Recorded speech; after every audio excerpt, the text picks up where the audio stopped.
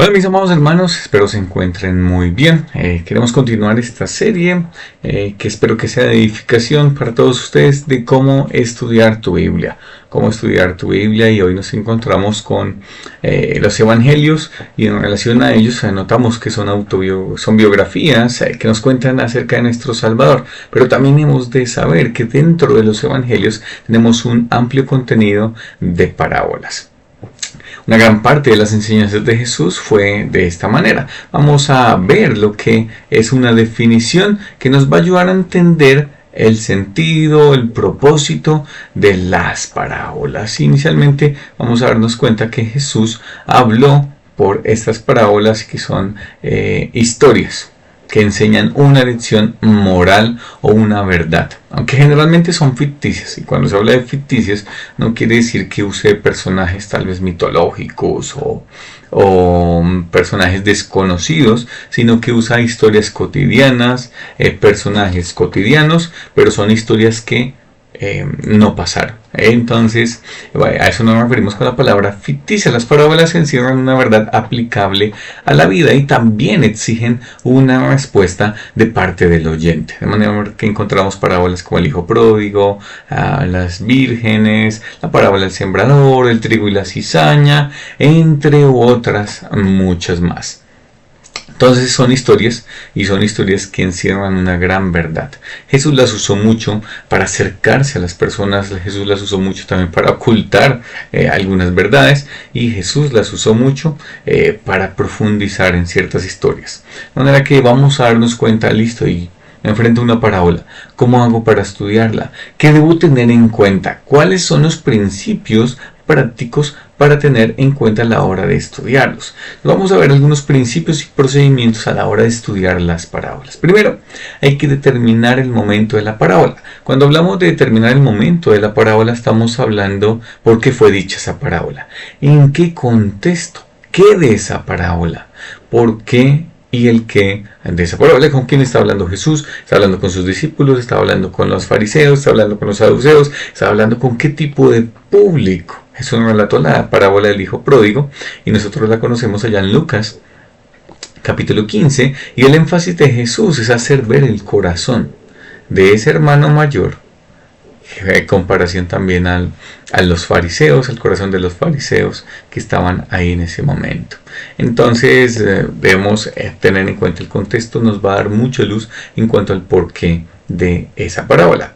Vamos con otro principio y procedimiento. 2. Busca la explicación del significado de la parábola.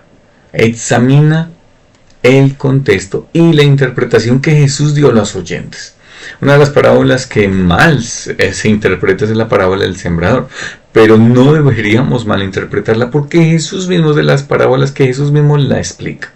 Tenemos ahí que el sembrador salió a sembrar, y parte de las semillas cayó entre las piedras, junto al camino, en buena tierra, entre los espinos. Y Jesús mismo explica qué es cada uno de esos suelos, qué es la palabra. Y nos damos cuenta también el énfasis de Jesús al darnos cuenta que en buena tierra produce fruto. Y eso es lo que el Señor quiere con la palabra de Dios. Pero también nos explica qué es cada uno de esos 4 terrenos. Entonces es muy importante buscar la explicación y el significado de la parábola. ¿Qué dices entonces? Pero Jesús no explicó esta parábola que yo estoy estudiando. Entonces, ¿qué hago? Identifico la idea central de esa parábola. Ese es el énfasis, que no debe dársela ningún detalle de la historia. Un significado independiente que el de la enseñanza principal. Entonces, por lo menos nos encontramos en Lucas 18 y tenemos esa parábola de Jesús de el fariseo y el publicano, el recaudador de impuestos. ¿Cuál es el énfasis principal? Notamos que al comienzo de la parábola le está diciendo a unos que confiaban en sí mismos, y después en el versículo 14 dice: porque todo el que se enaltece será humillado, y el que se humilla será enaltecido. Esa es la enseñanza central, y Jesús mismo nos da mucha luz y nos la identifica cuál es esa idea central. Y toda la historia gira en torno a esa idea central. Entonces debemos ser muy hábiles en una buena lectura, en dependencia del Espíritu Santo, en oración, y nos daremos cuenta de las ideas centrales y principales de las parábolas. Ahora, cuarto punto, identifica los detalles relevantes o irrelevantes. Entonces hay muchas cosas que nos pueden llamar la atención de la parábola y podemos enfocarnos en esos detalles y desviarnos del propósito central de la parábola. Entonces, ¿cuáles son los detalles relevantes? Los que siempre apuntan y refuerzan la idea central, el punto central, de manera que es allí donde debemos estarnos enfocando. Entonces hay parábolas que tienen personajes, de pronto tienen algunas cosas que Jesús menciona, y personas que se detienen en las pequeñeces, en que significa esto y esto y esto, pero notamos la idea central es la que nos va a dar los detalles y las cosas que son relevantes allí mismo. Punto número 5. Interpretan las parábolas en el contexto de la cultura de los tiempos bíblicos y no en el contexto de la cultura de hoy. Nos tropezamos con la parábola de las vírgenes que están esperando al esposo. ¿Y qué significa que estén esperando al esposo? ¿Qué implicación tiene todo esto? Yo tener claro cómo se celebraban las bodas, qué era lo que era la labor de estas mujeres vírgenes y qué era lo que debían hacer. Y nota que ahí la relevancia de la parábola es de velar, de esperar, de estar diligentemente esperando. Entonces, ese es el énfasis y no debemos desviarnos ni interpretarnos de, pero es que cada una de ellas se iba a casar. Cada una de las vírgenes se iba a casar en ese momento. No es lo que está diciendo la parábola, ni es el propósito de la parábola, sino mostrar el marco cultural al cual Jesús estaba direccionando la misma. Un último punto es que las parábolas no deben ser la principal o la única fuente de enseñanza para establecer doctrina. Amplían o afirman doctrina, pero no es nuestra única fuente de doctrina. Que es lo que tenemos aquí, ¿no? Y tenemos la parábola del juez injusto y la viuda. Y muchos pensarían que la idea central es que si yo insisto tanto a Dios, Dios me va a dar todo lo que yo quiera. Esa es la esencia de la parábola de la viuda y el juez injusto. Vamos a examinarla. Superficialmente hay muchos detalles que tal vez no mencionaré, pero simplemente para que los tengamos en cuenta a la hora de esta lectura de la parábola. Vamos a ir a manera de aplicación de los principios que acabamos de mencionar. Lucas capítulo 18 versículos 1 al 8. Lucas capítulo 18 versículos 1 al 8 dice: también le refirió Jesús una parábola sobre la necesidad de orar siempre y no desmayar. Notemos que Jesús mismo nos va a decir cuál es el propósito de su parábola. Entonces, identificamos el momento de la parábola. Ahora es importante darnos cuenta que Jesús dice, le refirió Jesús una parábola. ¿A quiénes? Y entonces, si tú examinas el capítulo anterior de Lucas, nos vamos a dar cuenta en el capítulo 17, versículo 20, que están ahí con los fariseos. Entonces, esta parábola Jesús la está diciendo en un contexto en donde están los fariseos. ¿Cuál es el propósito de esta parábola? ¿Y cuál es el tema central? La necesidad de orar siempre y no desmayar. Y el mismo texto no lo está diciendo. Versículo 2 dice diciendo. Entonces aquí comienza la parábola. Había una ciudad, una historia ficticia. No nos cuenta la ciudad, nos va a contar un par de personajes de esa ciudad y algunos detalles. Había una ciudad, un juez. ¿Cómo era ese juez? Ni temía a Dios ni respetaba a hombre. Había también en aquella ciudad una viuda, segundo personaje, la cual venía a él diciendo, hazme justicia de mi adversario. Y él no quiso por algún tiempo, pero después de esto dijo dentro de sí, aunque ni temo a Dios, ni tengo respeto a hombre, sin embargo, porque esta viuda me es molesta, le haré justicia. No sea que viniendo de continuo me agote la paciencia. Y dijo el Señor, oíd lo que dijo el juez injusto. ¿Y acaso Dios no hará justicia a sus escogidos que claman a Él día y noche? ¿Se tardará en responderles? Os digo que pronto les hará justicia, pero cuando venga el Hijo del Hombre, hallará fe en la tierra. Ahí tenemos una preciosa parábola. Entonces, ¿qué tenemos? Una historia ficticia. ¿Cuál es el contexto? Hemos determinado, y está hablando con los fariseos. Si nosotros leemos el capítulo 17, previo a este texto bíblico, les está hablando de la venida del reino de Dios y algunas características de la misma, y después le cuenta esta parábola. Nos establece la necesidad, el propósito, y es la necesidad de orar siempre y no desmayar. Ahora nos cuenta este par de personajes, un juez. Tristemente un juez ni teme a Dios, por lo tanto no tiene la ley en su corazón, ni respeta a ningún hombre, no le interesa al ser humano. Y con esas características pues no debería ser un buen juez. Por lo tanto aquí se titula que es un juez injusto. Ahora está viuda. ¿Quién es esta viuda? Una mujer desamparada que ha perdido a su marido, y lo que pasa y atiende aquí es que tiene un adversario, un enemigo, alguien que tal vez le está haciendo la vida imposible, alguien que tal vez le lleva a la contraria, alguien que tal vez le oprime o se burla. ¿Y qué hace la viuda? Acude al juez.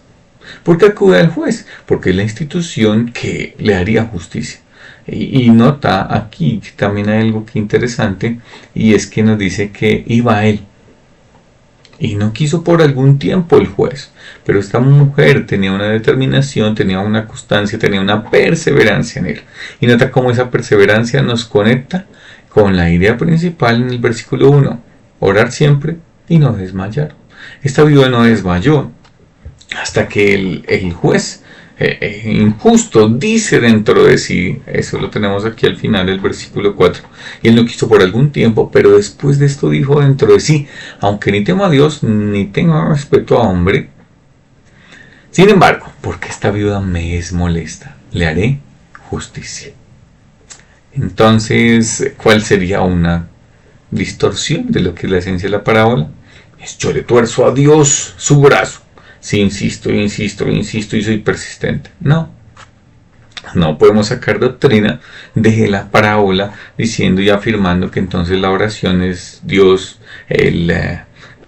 ¿cómo le llaman? El aladino, el de la lámpara, que es simplemente yo froto y los deseos me los cumple él, yo soy el centro. No, lo que debemos darnos cuenta aquí es el mismo énfasis que Jesús hace. Notemos el versículo 6. Y dijo el Señor, hablando de Cristo: oíd lo que dijo el juez injusto. De manera que él nos enmarca una parte principal de la parábola, es lo que dice el juez injusto. Y eso está consignado en el versículo 5. Dice: porque esta viuda me es molesta, le haré justicia. No sea que viniendo de continuo me agote la paciencia. Y ahí lo que tenemos es en esencia el énfasis que quiso darle Jesús. Y ahora nos va a comparar, y como compara en el versículo 7, dice: ¿acaso Dios no hará justicia a sus escogidos? Dios lo compara con este juez injusto, diciendo: Dios es mucho mejor que el juez injusto. Dios no va a ser como este juez injusto, que no hace justicia. Dios sí va a hacer justicia, y hace justicia a sus escogidos. ¿Y qué hacen esos escogidos? Esos creyentes claman a Él día y noche. ¿Por qué claman a Él? Como estaba la viuda, estaba en angustia, estaba con un adversario que le hacía la vida imposible. ¿Y qué es el llamado de los escogidos, de los creyentes? Clamar a Él. Cuando clamamos a Él mostramos fe en que Dios va a atender, Dios va a solucionar, Dios va a escuchar nuestro problema y lo solucionará de acuerdo a su voluntad, escuchará nuestras oraciones de acuerdo a su voluntad. ¿Se tardará en responderles? Dios siempre responde, sea sí, sea no, o tal vez espera mientras estás en ese fuego de prueba. Dice el versículo 8: os digo que pronto les hará justicia. Y aquí conecta, dice: pero cuando venga el Hijo del Hombre, hallará fe en la tierra. Y aquí está conectando con lo que Jesús estaba mencionando en el capítulo 17 del mismo Lucas. Y lo conecta cuando es la venida del Hijo del Hombre. Hallará fe en la tierra. ¿Cómo mostraremos la fe? En la manera en que estemos clamando a nuestro Dios. Estaremos en tribulaciones, en persecuciones, muy seguramente en angustias en estos momentos y tal vez a futuro mucho más, porque Jesús dijo: en el mundo tendréis aflicción, pero confiad que Cristo ha vencido el mundo. La aflicción es algo que en el creyente, la persecución es algo que está latente en la iglesia, y algo que debemos tener en cuenta es que en medio de la persecución, en medio del adversario, la vida estaba clamando al juez. ¿Y por qué iba día tras día, momento tras momento, mostrando su fe, descansando en que en algún momento este juez tomaría conciencia y haría justicia. Nosotros acudimos a un juez que no es injusto, nosotros acudimos a alguien que sí nos escucha, nosotros podemos acudir al Dios Todopoderoso y mostraremos fe en los momentos en que estaremos en aflicción, descansando en la justicia que traerá Dios. De manera que esa es en esencia lo que nos muestra esta parábola, ¿no? y cómo podemos identificar cada uno de esos aspectos que vimos hoy. De manera que espero que haya sido de edificación, de bendición, y acordemos la necesidad de orar siempre, de ser persistentes. Pero si Dios contesta nuestras oraciones, ya cesamos de orar, así como el apóstol Pablo oró 1, 2, 3 veces para que el Señor le quitara ese aguijón, y cuando Dios le contestó, bástate mi gracia, porque mi poder se perfecciona en la debilidad, ahí cesó de orar. Jesús oró en Getsemaní: pasa de mí esta copa, pero no se haga mi voluntad, sino se haga la tuya. Finalmente Dios contestó la oración y dijo así nomás, les dijo: debes ir a la cruz, Jesús. Y envió ángeles que le servían, dice la palabra. De manera que Jesús contestó su oración, le dijo a Pablo: vas a tener gracia. Jesús, con esos ángeles que le servían, le dijo: es necesario y debes pasar por allí para poder lograr esto que hoy en día gozamos y celebramos, que es la salvación que tenemos en Cristo Jesús. De manera que ahí tenemos de parte de Jesús parábolas con enseñanzas, con ideas centrales, que nosotros con una lectura sencilla, siendo guiados por el Espíritu Santo, podemos identificarlas y no torcernos, sino desviarnos del sentido principal y el énfasis que Jesús mismo le da a cada una de las parábolas. Entonces recordemos el contexto, recordemos lo que está diciendo ahí, Jesús a quién está hablando, y bueno, todos estos detalles espero que sean de bendición y que sirvan para la edificación de la iglesia. Muchas gracias por atender hasta el final, espero vernos pronto en un próximo video. Un abrazo y chao chao.